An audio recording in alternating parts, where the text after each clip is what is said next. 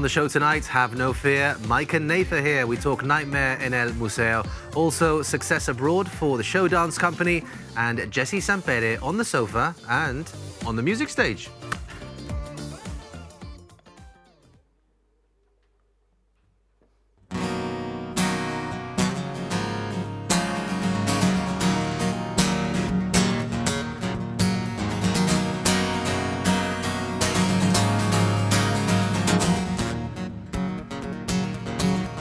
Just like the white-winged dove sings a song, sounds like she's singing.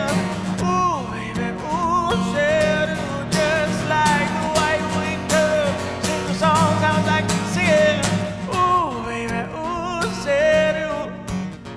And the days go by like a shrimp in the web that is my own. I begin again. Said to my friend, yeah, baby, nothing else mattered.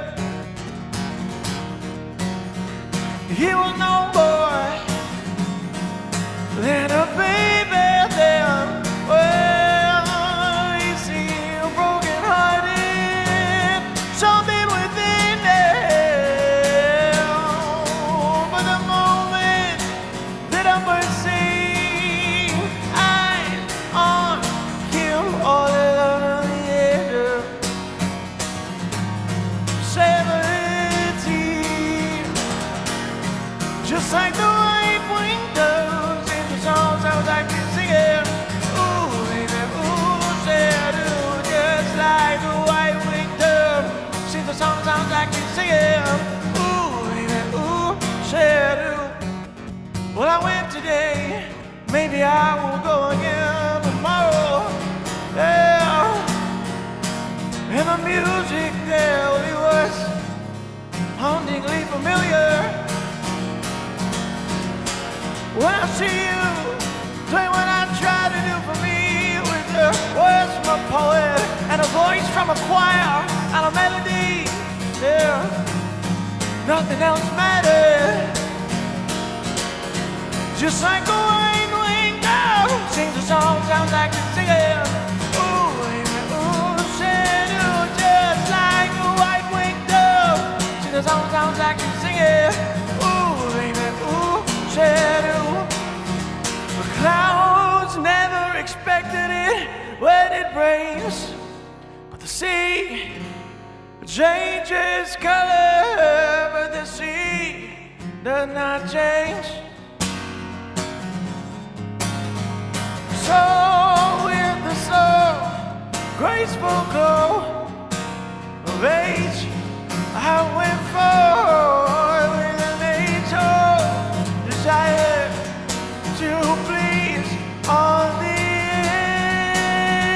edge of 17.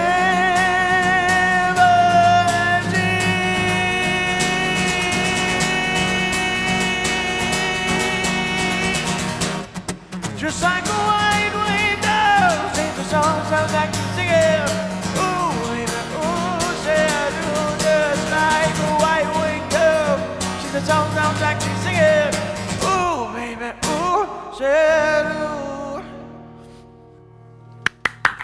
Thank you. What do you think of that? Good, eh?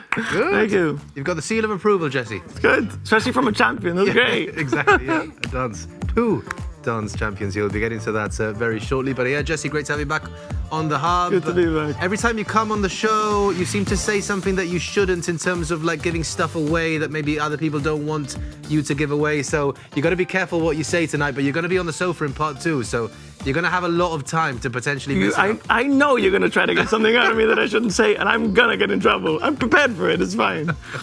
Yeah, we will be speaking to you a bit more in part 2. And see, really enjoyed that one. And a bit of Tina Turner to come. Bit of Tina Turner. Bit of Tina Turner. I'm a big fan of Tina Turner. Nice one. Yeah, she's great. Well, welcome to the Hub. An eclectic mix as usual this evening, celebrating local talent, including that man right there who we just heard from. As mentioned, he'll be on the sofa a little later. Also, the hilarious, dynamic duo of Nathan Conroy and Michael Prescott. Their production of Nightmare in El Museo is happening in just 2 weeks' time now. And starting things off with success for the Showdance Company. Welcome onto the show, Nicholas, Sabrina, Eric. Hello. We need to talk about that trophy, Eric. Wow. So let me take a closer look. Dancer of the Year, Minis, Dance Unit Spain. So this happened just last weekend in Estepona. Yeah. Tell us more. How did you win that trophy? Just by dancing, and I did not expect by winning this. No?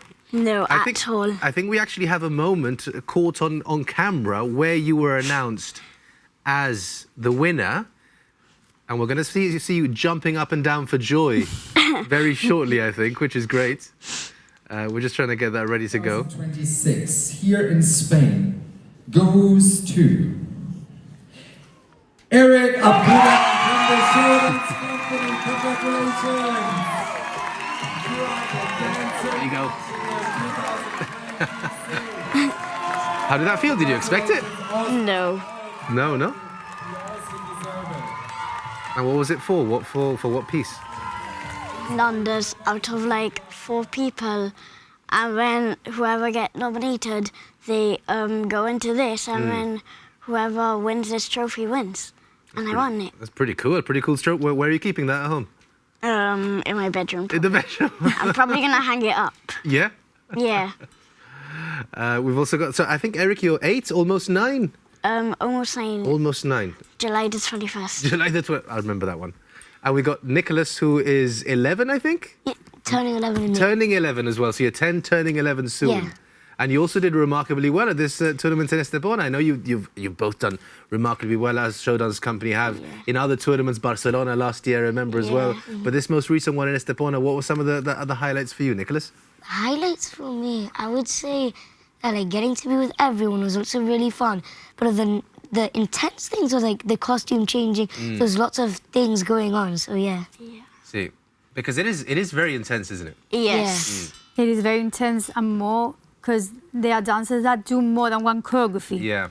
And the intensity of the competition, being ready and not having enough time to change, it was tough. But they did it, and they did very well. They clearly did. How long does it actually take to get ready for a competition like this? In terms of rehearsals and stuff? Like at least, I would say 6 months. 6 months. Wow. So I imagine you're already like, straight onto the next one, rehearsals and stuff already. For the next competition team, I would say for next year's competition, we'll start in September already with choreographies. We've got a little clip of your performance, Nicholas. I think this was your show dance. Yeah. Tell us about the choreography here and tell us about the dance. Were you nervous at all getting up on stage? Very. Yeah, so this dance is basically about like a homeless boy and it's about like everything about it and how sad it is. So yeah. It must be difficult to portray those emotions, not into the dance as well. Very. Yes, that's what I was telling him in class. You have to actually imagine yourself. You don't have a home. Imagine yourself, you know, so they have to use their imagination as well. Yeah.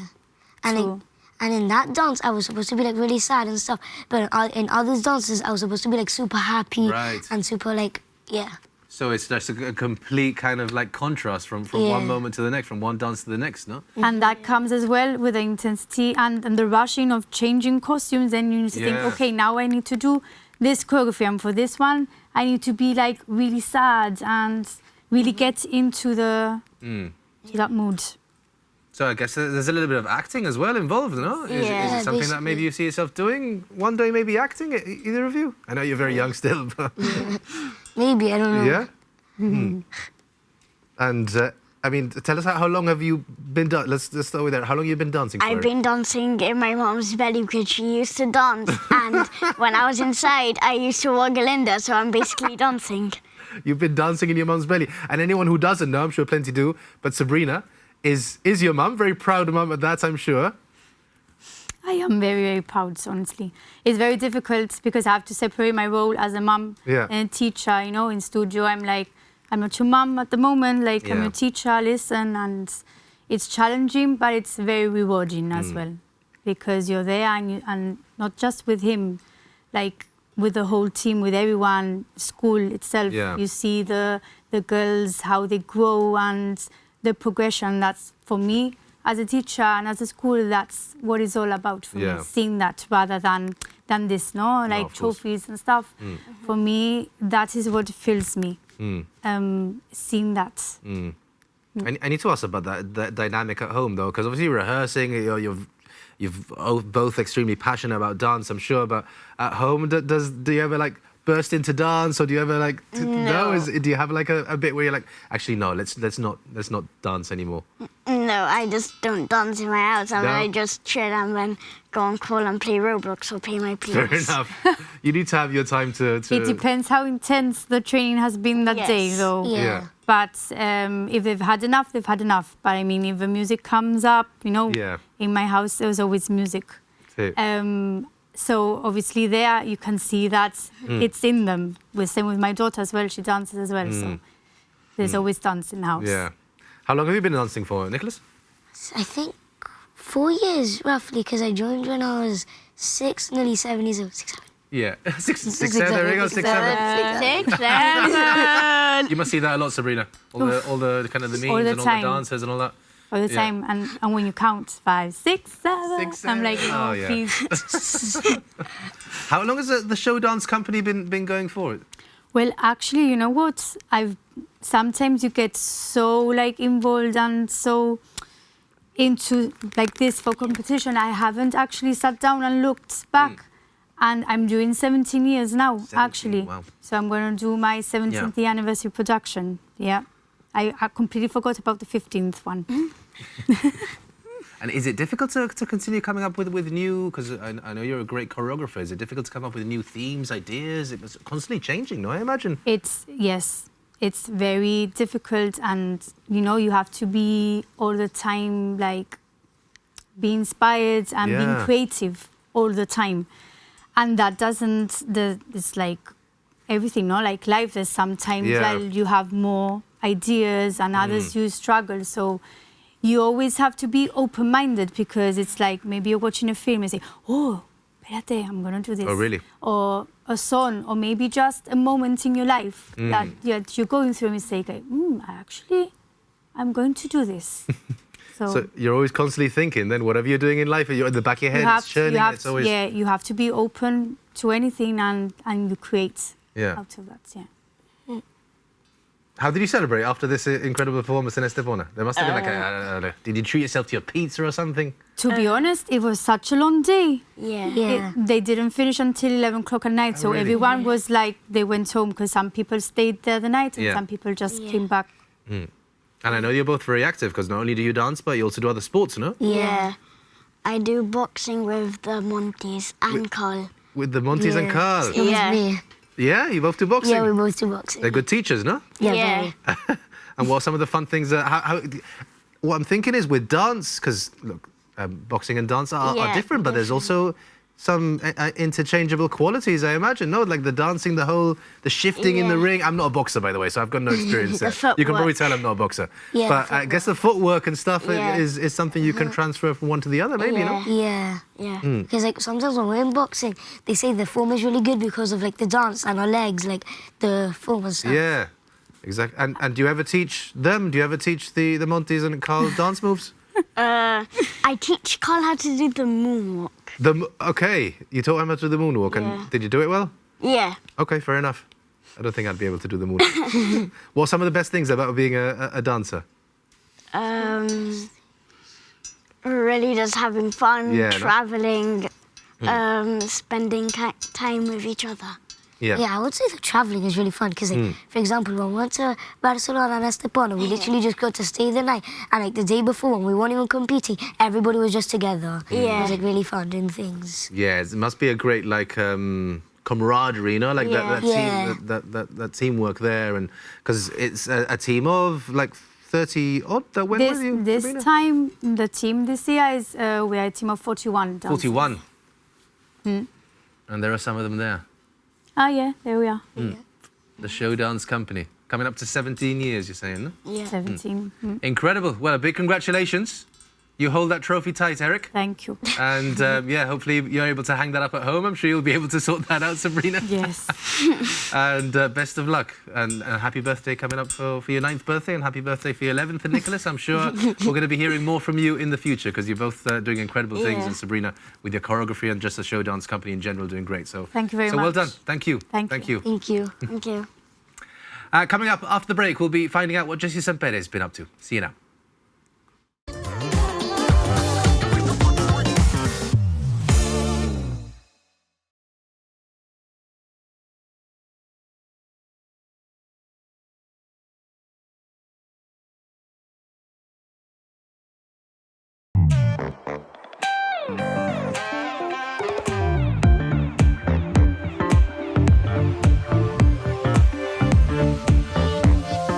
Come on, woo!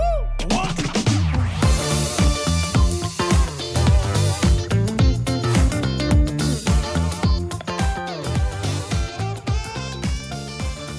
Welcome back to the Hub, and welcome to Jesse. Now has moved from the music stage to the sofa. How's it going? I'm good. This is much more comfortable than that chair. It is, no? It's It is, to much be more fair. comfortable. Yeah. What do you want to talk about? I don't know. You're the one that has to ask me the question. I think we have to talk about Back to the Classics, which is coming up on the 29th of May. It's always such a good event. This is the 4th edition? This is the 4th year. The 4th year. I and wasn't it's- invited to the first one. That's true, yeah. It's going from... The first one was that the one in Alameda? Or was that the second No, one? that was the second one. The first one, I think it was Central Hall. That was it, yeah. Yeah. What do you... I seem to have found... Well, I say at home. It was last year in the Victoria Stadium in the Muga. It's this year again. Yeah. Bayside Sports Complex. Bayside Sports Complex. Thank you very much. So what can we expect? I don't know what I can tell you. I don't know what I can tell you. You can't tell me anything. No, I can. This year, the thing is, the organizers every year, they try to push the envelope a little more. The focus is this year and will always be the local musicians. Yeah. This year, however, they're bringing over generally the best Phil Collins tribute act in the UK. This guy, I've seen his schedule. This guy is booked every single week of every single month. He's crazy. He's really good. And it's literally just a supplement to the show. The main acts will be the local musicians, who have generally been, I mean, not because I'm one of them, but they've been really working hard. There's quite a few local bands. I don't know how many have been announced yet. I know who's been announced, but I don't know if the other acts that are performing have been announced. But when it comes to bands, do you mean like bands that we know as bands? Because what I'm trying to get at is because, yes, exactly. Because when it comes to Back to the Classics, it's a combination of lots of different singers, you know? Yeah, so it's and musicians. 3 supergroups, and this year it's not so much because, for example, the second year was 70s, 80s, 90s. This year it's just the 3 bands. We're playing songs from the 60s to, I think, 2010s. There's more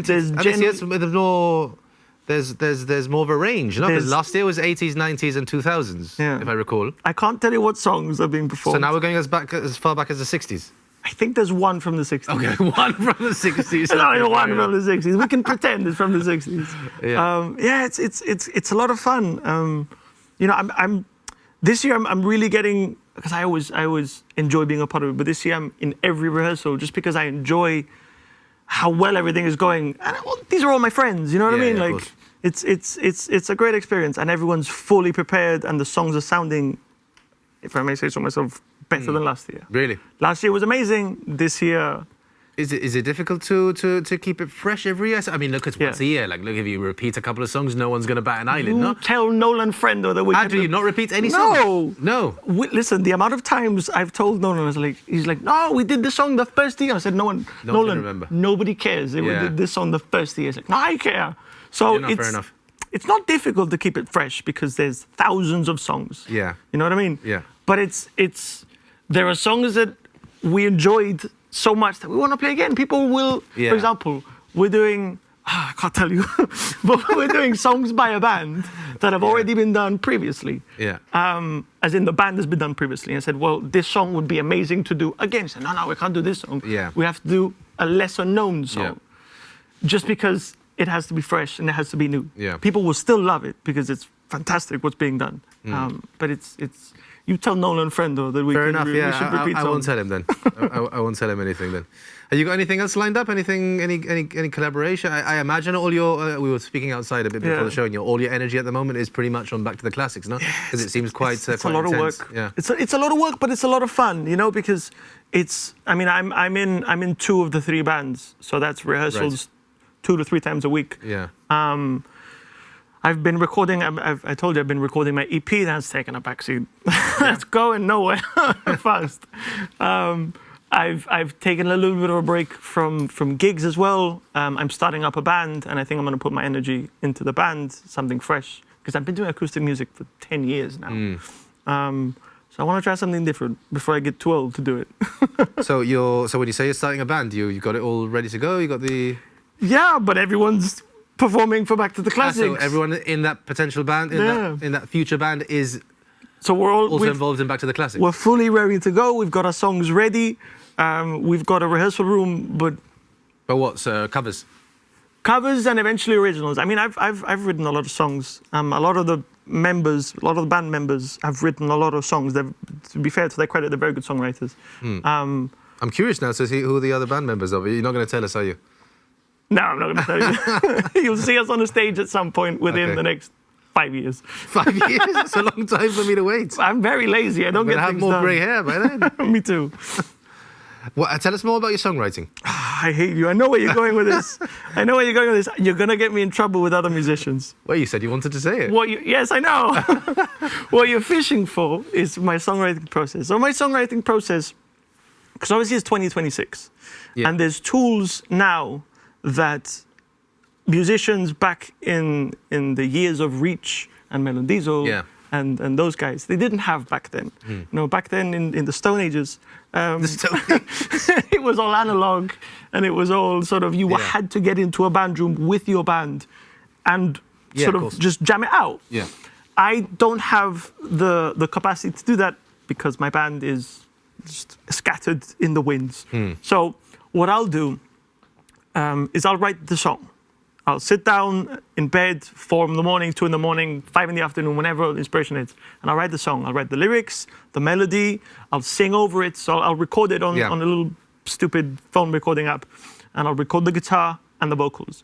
And then I'll know what I want the song to do. So I'll know if it's a funk song, I'll know if it's a folk song, I'll know if it's blues, I'll know if it's whatever.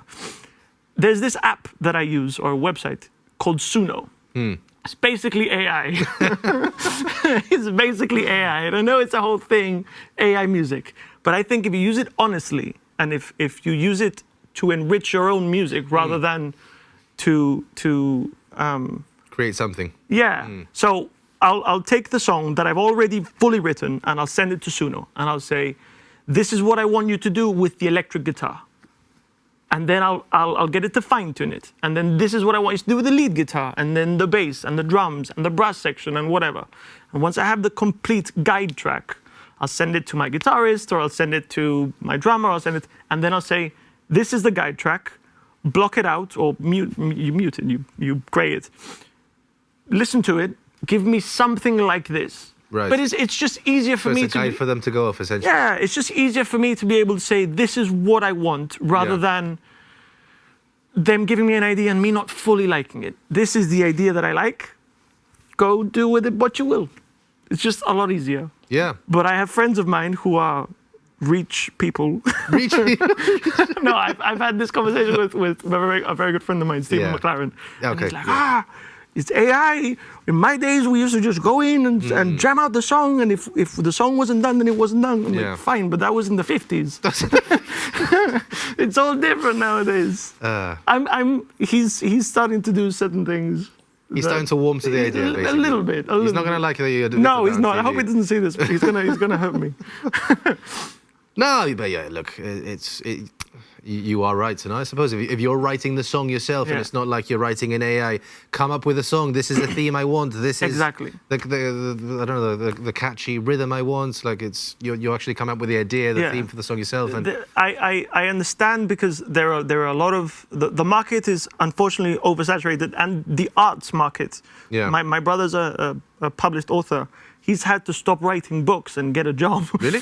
Why? Because the market, Amazon, is completely oversaturated with just fully AI books. So AI authors, books fully AI generated, and he has loads of novels on Amazon, and he can't gain revenue from them anymore because there's just so much.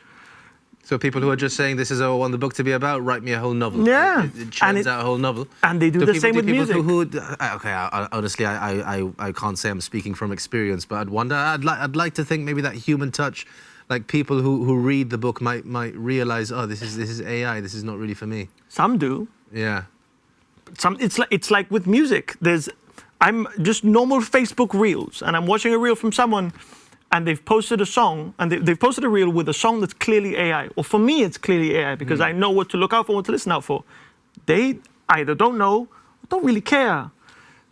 But the market's oversaturated with that. Yeah. Instead of a real live musician with a band and a real song, it's all AI. It's taken someone 5 minutes to write that. And it's very sad. It is? And this is, well, I don't know. Some would say just the beginning, I suppose. I hope not. There's talk that there's going to be legislation put in place that limits in terms of creative arts and stuff. Yeah, that limits how you use AI. So if you use AI the way I want to use AI, as a tool to enhance your own creative output, fine. If you're using AI because you're lazy and you can't be bothered to actually write a song, it doesn't fly. Yeah. I think that's what's going to start happening. But then you can't really do anything about it. No, you can't. It's weird. Yeah, I suppose many people wouldn't notice it, no? Because it's just... I mean, there has to be a certain authenticity to... Like, for example, we're going to interview Michael and Nathan, no? In a short while, and... I don't think they've got a Llanito comedy, which is, and we're going to speak about Nightmare in Museo, sorry, and it's all about Llanito stereotypes and traits. It's the third one they've done. Yeah. I don't feel AI would be able to deliver that because that's authentic to Gibraltar. You know, you cannot. I don't think AI can recreate that. You know, and it's purely original, and they give it their own special touch anyway that only they can give it. It's different. AI can't replicate that. It might in the future, but for now, we're good. Yeah. Would you, hypothetical, would you rather choose an AI song from the future, which is going to be like, I don't know, let's say it's really good and it's tailored to your wants and to your taste because this AI knows everything about you, so you're going to like it, or do you want to choose a song now from right here at this moment that you know some human beings have performed and written and put together? I mean, you just cannot beat the live feel of a live song. You cannot do it because I'll listen to, for example, obviously I'll have my AI things and I'll listen to the guitar solo. Like to me, it's very clearly AI. Yeah. Like the guitar always sounds the same. The overdrive that they add to it, it just sounds robotic. And then I compare it to, for example, I'll send something to my friend Kevin Victor, and he'll bring it back to me, and it's just crisp, and you can tell that there's just there's magic put into it. Yeah. There's no other way that I can put it. There's genuine magic put into a real instrument. So I will always take, even if it's bad, I will always take a live sound to an AI song. Yeah. Even if the AI song is better. Yeah. You can't beat it. For now, anyway. I'm fully out of a job in 10 years. You reckon? Yeah. What, as a musician? Yeah, I think so. Not live. I don't think AI can do it live. No, that's the thing, never live. There are robots being built that can do the whole thing, but I don't think that's going to be 10 years. But I think... Yeah. But I think there's also going to be like, I don't know, a backlash is a right word, but there's this rise in, I know we're in danger of like getting all this about AI, but it's quite interesting. But I think as a result of maybe thinking of people thinking like, oof, look at these artificial intelligence that are getting creative. You mentioned the books, you mentioned music. Maybe in 10 years or so, there might be I think a backlash from the large majority of the public that says, you know what, as a result of this potentially happening, I'm actually going to support people more than I ever have because I don't want to see this happen. And I'm going to go to that concert that maybe I wouldn't have gone to because I want to see that human. I want to see that person I know from Jib perform. Or I'm going to read that book that I know that this person has written because I want that. I don't see that happening. No, and I'll tell you why. Obviously, I've only been in the music scene for 10 years. But even in the last 10 years, there's been for example, the other day, Jesse and Stephen McLaren were playing at the arena, two of the best musicians in Gibraltar. Yeah. Nobody showed up. Just their friends, you know. Whereas back 10 years ago, 15 years ago, they're playing, Stephen McLaren and Jazz Ramirez are playing, it's packed. There's people queuing outside the door just to get in. Yeah. People don't show up to gigs anymore. People have lives and there's so much more to do. People can't be bothered. No. So if that does change, hope, I mean, you have to hold hope, I guess. Yeah. I don't see it changing. I've seen such a, what's the word? I don't know, people, people have stopped showing up to gigs. Really? Yeah. But you say that, the Back to the Classics is almost sold out, no? Well, yes, but that's an anomaly. Anomaly. It is. To be fair, it's 1,000 capacity and there's already 750 tickets sold. So, anyway. Nice one. Well, no, if anyone wants a ticket for that, buytickets.gi, no? Buytickets.gi. Friday the 29th of May. That one. Don't miss it. Don't miss it. Real human beings, not robots. Well, I could do the robot. I look forward to seeing that on stage. Nice one, Jesse. It's been an interesting chat. Thank you. Great, thank you. And I look forward to hearing you sing Tina Turner's The Best. I'll try not to mess up. Yeah, I'm sure you will. Okay, right now, well, Jesse, to be fair, no stranger to raising money and awareness for mental health charities on the rock, no? And we're going to focus on one in particular for this week's Down to Earth feature. The spotlight is on Clubhouse.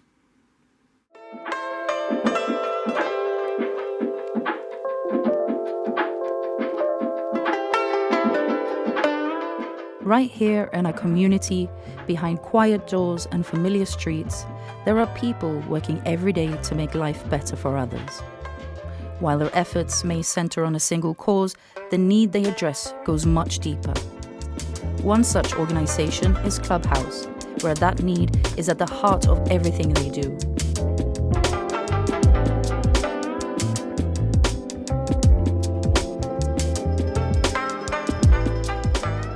Clubhouse Gibraltar provides opportunity and support with people with ill health. It matters locally because mental health affects everyone in the community, family, friends, employers. Our members come here to have structure and a routine and any support they need regarding anything in life. Our approach is well-being. We support our members to reach their full potential. We have a social program, community support, reach out, employment and education, and our focus is work and participation. So the members come to Clubhouse to feel wanted and needed. We have 3 units, the charity shop, the hospitality and the business and admin, where members come and there is always work that needs to be done. And it's a safe environment where people can be socially included and we reduce isolation.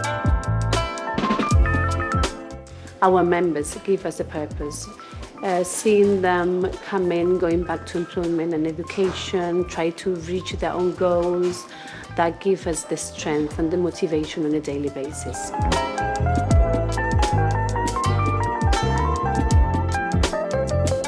Nowadays, people need understanding and compassion. You never know what someone is facing and they need a place where they can talk and they can be listened to.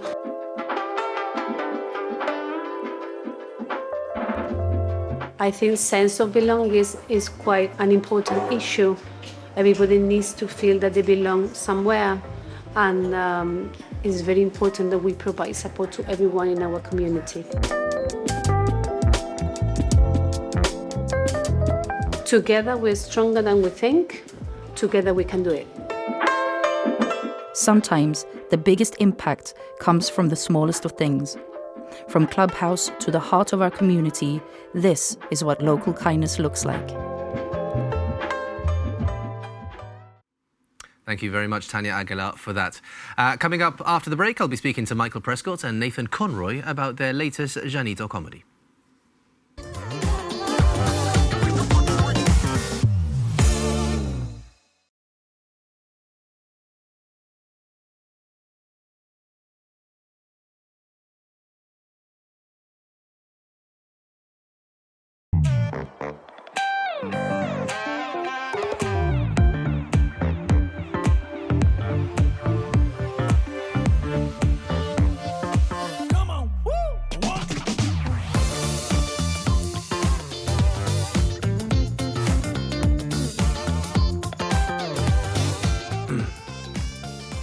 Welcome back, and hello to Nathan.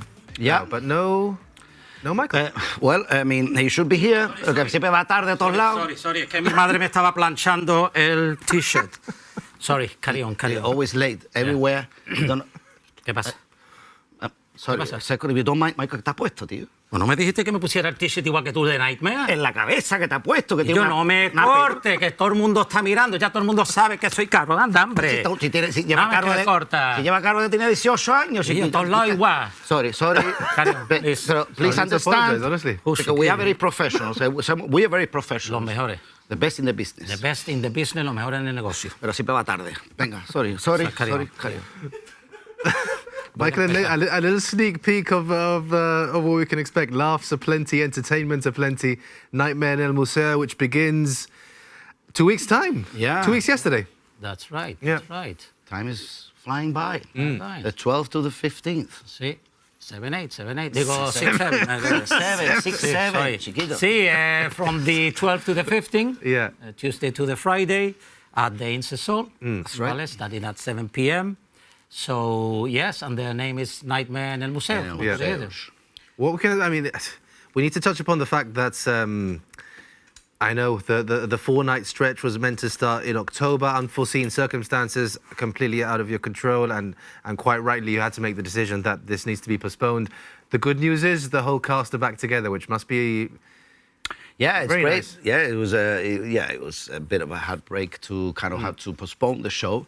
But on the positive, I mean, unfortunately, one of our main actors got really ill, but he recovered after an operation. The first thing he was asking us is when is the show again? And we've been rehearsing again, and we're happy to say really that the show is now stronger than it was going to be, because we've had time to revisit and to look at everything again, and some things are meant to be, but we're happy to have it now, and the whole cast is really excited. And just yesterday we were in the theatre for the first time, and I remember the last day we were in the theatre to announce we were not going to do the show. This was a very sad moment. imagine. And yesterday was just like great. Everybody was buzzing. So yeah, we're really looking forward to it. brilliant. An all-star cast, I think it's fair to say. Yeah.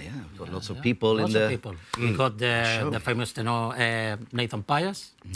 We are going to have... pero no puede venir Tom Cruise, ha dicho a última hora. Sí. Pero sí, ¿verdad? Sí, pero sí. tenemos Henry Sacramento, Andy Coons, Mario Prescott, Kene Cardona.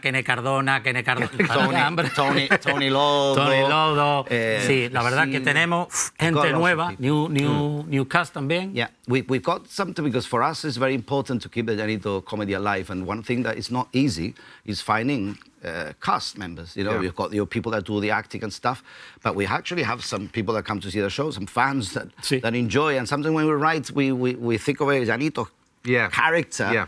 And we think, well, why do you need an actor? Sometimes you just get the character that can play that. Obviously, it's an exaggeration of that person.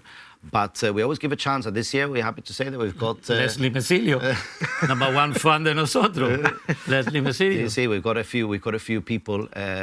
So it's great. It's great that we have a very varied kind of cast. Yeah. 23 in total. 23. With special surprises en los vídeos que hacemos también. Yeah. We do have some cast members that we don't say, because there are people that are very well known in Gibraltar. Every year we have a few. This year we have got a great few individuals that are going to be playing the part, but it's a surprise. So we. Yeah. No, fair enough. Yeah. The first year we had. ¿Te has olvidado ya? Por completo. Piensa, usa la cabeza. I can never tell when you're being serious. Richard García y Tito Vallejo el siguiente. Tito Vallejo, Richard García, we've had lots of characters. Es que sin pelo no funciona. Perdió el mojo. Todo. No, pero va a ser bastante bueno. The main thing is Llanito. Yeah, exactly. For todos los Llanitos. ¿Cuál cámara me está mirando? El 4, el 5. Allí. No, el 6. I hope you support the Llanito comedy that Nathan and myself and all the cast are doing, especially for the people of Gibraltar. Passion. So remember to buy the tickets at buytickets.gi, que se están vendiendo como los churros. Si no, se pierde, ¿vale? Sí, efectivamente. Efectivamente. I think it's fair to say your previous two, the last one, Hotel El Llanito, if I'm pronouncing that correctly. Everyone came out of there absolutely loving it. You must have been feeling that, You must have been feeling that for weeks after, for months after, even not getting stopped down the street and stuff, and people showing their appreciation. Just now outside, Sabrina, who was here, mentioning about ourselves, and it was un cachondeo total, you know. And that's why we carry on doing it. There's nothing like laughter. I mean, every art is different. I do love dance and contemporary, more serious subjects, which I love doing, and art galleries and stuff. But it's different when you do a comedy. It just lasts longer. The people just really appreciate it much more, especially in the world we live in. You know, it's a very can be quite stressful world that we've created. So it's nothing like laughter, you know. And in fact, the fact that we started writing the show because we started during the lockdown. We started doing just videos to try and entertain the people, because it was then a really scary time to be. And from that, people would come and, you've got to do something, you've got to do something. We used to do things in the 80s before I went to study and stuff. And we said, well, we wrote the first show. And to be honest, we were not going to write another one. But everybody was like, oh, we would. Because I think there is hay una gana, no? There's a Llanito comedy. There is not enough. Yeah. Do you find comedy harder to write, to put together as a creative outlet? I mean, I know you're both very experienced in dance and in acting, performing. Is comedy the hardest thing you've done? For me, I don't think so. I don't think so, porque en verdad te digo que el cachondeo, I think for myself, que lo llevamos dentro, tú sabes. And if we write the ideas we have, we could do, yo qué sé, 50, 60 shows. Honestly, en este, como empezó Nathan diciendo que it's even better and we have improved this one, ¿vale? And, I mean, it's 2 hours, ¿vale? The show, pero podía ser 8 hours. Really? Fácil, because we got loads of ideas, ¿verdad? Yeah, it's just reducing it and stuff. But okay, we've got something very unique here. I mean, I spent half of my life, you know, around the world and stuff, and every time I used to come to an airport, escuchaba el Llanito, it's just funny, it's just funny. We might have a coffee, están las dos ahí, mira por qué esto, por qué lo otro, y we'll write it, cachondeo. Es que we've got it in our blood as people, and I, you know, work with many different nationalities, and some can be quite, you know, very conservative, and we are not. We are just there in your face, and I love that, and we both love that, and it's just perfect combination of comedy. People ask us that, for example, the other day, if they don't understand that well, Llanito, if it's worth going. I say, of course. Yeah, absolutely. When you see the next one, the next guy sitting down, laughing, tú te ríes, ya está. Contagious, isn't it? But also, pero sí, we got English and Spanish and Llanito. And other languages also. Other languages also, okay. Yeah. Like, tell us. No, it's not. I know obviously you can't really give too much away what the play's all about. I mean, the main protagonists yourselves are back. I mean, again, like it's a Llanito comedy, but especially this year, we did it last year, but this year more so, that we looked at the fact that we want to have this for a long time, and we don't want it to disappear and go. And so you need to bring the younger crowds into, and most of the younger people do not understand or speak. No, it's changed. So we have a production that we've looked at the fact that visually it's funny for anybody, even if it's a German guy that doesn't speak Spanish or even English. But also we have English that for someone that can follow, you know. So el Llanito se va a dar la gran pesada y el otro se va a reír, pero se van a reír. Okay. Si no, Bueno, también we have dance. Music, videos, action, fighting, whatever. Horror, mystery, thriller, everything thrown in there. Romance, todo. Indiana Jones comedy style. And I think this year is stronger. Yeah. I think this year is going to be stronger. Tú sabes, porque tenemos tanta gente and so many things going. It's so crazy. It's a nightmare. En el museo. How do you manage it? How do you manage such a big cast, so many kind of different ideas, so many different lines? It's... It's just, I mean, the writing of it actually it's for me, it's the fun part. It really is the fun part. I mean, we get along. We've known each other for a long time. Siempre hemos estado con el cachondeo. So for us, just to start writing, it's so many ideas, and then it's just kind of, you know, putting it. The hardest bit then also is just finding the cast. And like I said, we always then write and think, oh, este tío can do that, or that person is fit. But then we have maybe a lesser role here, there that we need to fill. So sometimes we even had to change the script to adapt. To that, but for us it's fun. What's tough, obviously, is the amount of hours and time. I think the rehearsals, being such a large cast, it can be. Uno hasta de holiday, el otro que sigue trabajando, after hours. whatever. I think that's the most difficult on that rehearsals. Yeah. But we work a lot in terms of we believe very strongly that the people that we choose have something to give, something creatively, rather than robotic where we write everything set. And just that, we have characters, for example, Kenneth Cardona, that we all know. Tony Lodo. But Kenneth, for example, has not had that much experience in the theatre, but we know what he can bring to the table. Yeah. So then we write the script, and sometimes we even change it to fit more his role, or he can sometimes bring something to that. We say yes or no. But so we are flexible, and I think that what makes not only makes it work the show, but also makes the people that like to think enjoy the process more. So they're not just there told, right, you got to do this, you got to do that. Okay, let's do this. Oh, we like that, you know. Yeah. So we're very open with that, and for us. What are you doing next year? ¿Tú quieres ser? I've never delved into theatre before, but we have a few that never have. It would have to be a very bit part role, like 2 seconds. Y después todos los días llamando, ¿cuándo vamos? Rehearsal, ¿a qué hora? For example, I say we start at 6, están ahí a las 4 de la tarde. Esperando. Es increíble. Pero va bien. It's going to be good. I'm really looking forward to it. Nightmare in el Museo, a 4-night stretch starting 2 weeks yesterday. So Tuesday, what's the Tuesday? The 12th of May until Friday the 16th? No, Friday the 15th, sorry. 15th, 12th to the 15th. And buytickets.gi. That's right. That's right. Mm-hmm. Yeah, you got the poster there. You got the poster there. One not to be missed, because I think people are going to be speaking about this for months to come, or maybe even years to come. Like you say, people still talking about Hotel El Llanito. Lo que queremos que pasen 2 horitas buenas, se olviden de the problems y todas esas cosas, porque la vida es cariño.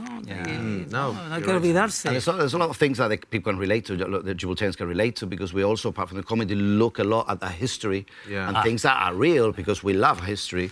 So that's why we always consulted, like this year. Especially this year. This year, Nightmare Museo, we've been, the Professor Finlinson has been fantastic, and Geraldine opened the doors to us, and we have lots of conversations, and we get inspired by what we see around, and gives us ideas. So we always have that historical thing that Llanito can relate to, so that makes it more special. So, nice one. Thank you so much for coming on the show. Thanks for having us. Guys. Thank you. It's going to be a good one. Don't miss it. Mike and Nath. There they are. Right now, well, The Devil Wears Prada 2 is in leisure cinemas this Friday, actually. It comes out. Got nothing on Nightmare in el Museo, that's for sure. Will that be one of the films recommended to us this week, though? Let's find out.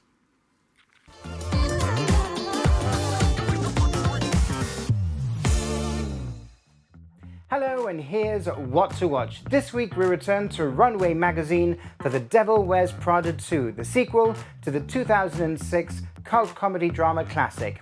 As Miranda Priestley nears retirement, she reunites with Andy Sachs to face off against her former assistant-turned-rival, Emily Charlton. Meryl Streep, Anne Hathaway, Emily Blunt, and Stanley Tucci all return, reprising their roles.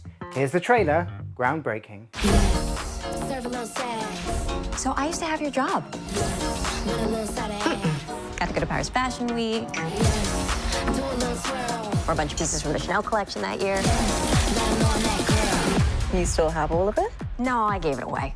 What? Would have been a bit much for a newsroom. This is you. Oh! Who gives away Chanel? I'm feeling fab, I'm feeling free, I feel exceptional. You are here to help us through our current scandal. Click, click, click, click, everywhere I go. But I did not hire you, and all I need to do is bide my time until you fail. Won't you take the train, dear? Might show up late, might be on time, just wait, I'm coming. I'm going to make something of this job. You could write a book. The definitive Miranda Priestley expose. May the bridges I burn light my way. Wait. I hope that's not what you're wearing to the dinner. That's all. Fendi, we need that. The Brunello Cucinelli pants, love those. And you definitely need an embroidered 2-piece totem set, but not the terracotta because you're so pale.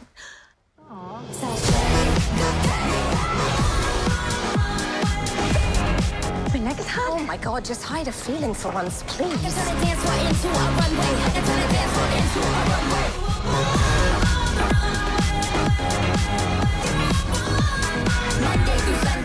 That's all for this week, but don't forget to check out our Saturday night movie at 9 p.m. right here on GBC, which this week is the period drama Amsterdam.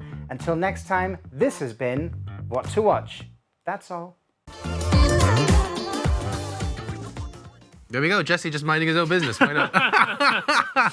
Thank you very much for that, Michael, and thank you to all our guests tonight, as well, of course, to you for tuning in from home. Hope you've enjoyed it. We'll be back next week. Until then, here's Jesse not minding his own business anymore and singing us some Tina Turner. Thank you.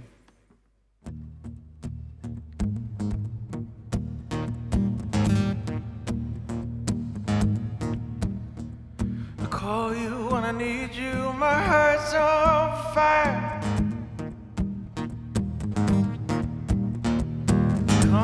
Come to me, wild and wide. Oh, you come to me, give me everything I need. Give me a lifetime of promises and a world of dreams. Speak the language of love like you know what it means. And it can't be wrong. Take my heart and make it strong.